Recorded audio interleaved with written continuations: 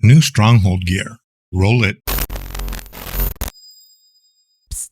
Hey, listen. Welcome back, Your Highnesses, distinguished guests, humans, non-humans, prestigious, honorable attendees, members, non-members, subscribers, non-subscribers, and of course, let's not forget the window lickers. Huge shout out to my 16 channel members: Soulbites, Achilles, Brunor, Leanne, Jay Yor, Hallelujah, Kenny Bird, Jabberwocky, Mel Adams, Trevor, Juice, Billy, Dan Chan, Ant-Man, Athena, and Foul Lamb. Channel members of my YouTube channel get exclusive looks at every video I create 6 to 24 hours before they even go live on YouTube, plus exclusive looks at editing and ideas before they even get finalized that only members are privy to. That being said, if you feel like becoming a member, due to jealousy or just because you want to support me in my work, just go down here and press join next to the subscribe button. And if you also want to join my Discord, the link is in the description. And as you can see on your screen, we are very active and chatty, and we are definitely plus 18. So be sure to understand that before joining. Obviously, we stay away from politics, racism, and sensitive topics, since those are not allowed here. But grown-up talk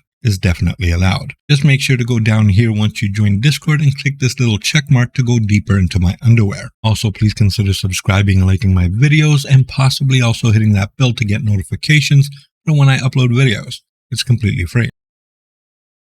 So we finally got something in regards to strongholds after years of waiting. And to be completely honest off the rip, these additions are not even close to fixing the strongholds or getting them back to their former glory. There is way more work to be done. So what did they add to the strongholds in the first place? Well, they added a new Dragonflight, but the part I want to talk about is the gear itself. As you see on your screen, they added a lot of gear. Most of it is rings with some pants and shirts and a couple of gear sets. So let's just quickly break them down, starting with the helm, the armor, the arms, and the boots. These gear pieces are part of a set. There's the raid version and the assault version, and they have no major differences besides their names and their stats. Both sets give you a set bonus when equipping at least 2 of the 4 gear pieces. The bonus for using only 2 is 5,000 hit points, and the bonus for using 3 is an extra 3,000 power. Same applies to both sets, sadly. So in general, they have a decent item level at 1,400 and a nice combined rating, and the stats are alright too, but the set bonuses are absolutely horrible, just simply horrible. First of all, who would want a set that gives you a measly 5,000 health points and 3,000 power? The power you received from the bonus should have been a pure percentage to make it more attractive, because flat out stats are not as enticing to new players, because overcapping. And the 5,000 health points are just funny to me. I mean, you couldn't make it like 20,000 or something, 20,000 health points?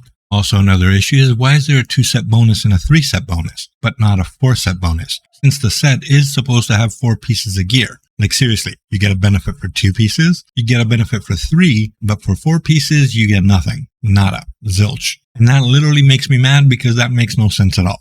Sorry, Cryptic. Also, not having a 4-set piece bonus also incentivizes players to not use all 4 gear pieces. So you guys could have just made it a 3-set bonus and not a 4-set bonus that offers absolutely nothing. I like to be honest with my viewers, and I feel like these 2 sets, which are the same, are super lazy work and just not well thought out. Even if it's just for new players and not meant for endgame, which they are definitely not meant for endgame. They still could have had better bonuses to add incentives to get them, and maybe even use them for a while. I mean, if you compare any individual gear pieces from this set to just the ribcage or the tactful leathers, you can see that this 4-piece set isn't even half as good as one singular piece of gear like the serene hood or the tactful leathers. Plus, they could have added different bonuses to one set compared to the other. My opinion is that these gear pieces will serve as a short stepping stone until you get better gear, or simply not be used hardly ever, and maybe even mostly used just for transmutes once people figure out how bad they are, and that's only if the gear looks half decent to be even used as an appearance item. The only actual way I see these gear pieces being actually good for someone is for like 15, 20 to 30k item level players who just joined your guild and have really bad gear, and they can possibly get a few of those pieces just by helping the guild in Dragonflights. Then, since they don't have the better gear, that can be a win-win for them, until, like I said before, they get better gear. But for everyone else, the gear is simply bad. A quick short note about the pants and shirt before I even get into the rings. There is only 2 bonuses on the pants and shirts. 1 bonus for all those pants and 1 bonus for all those shirts. The only difference in each shirt and pants is it gives you a different set of stats. I wouldn't even bother with any of these pants and shirts even if they dropped for me,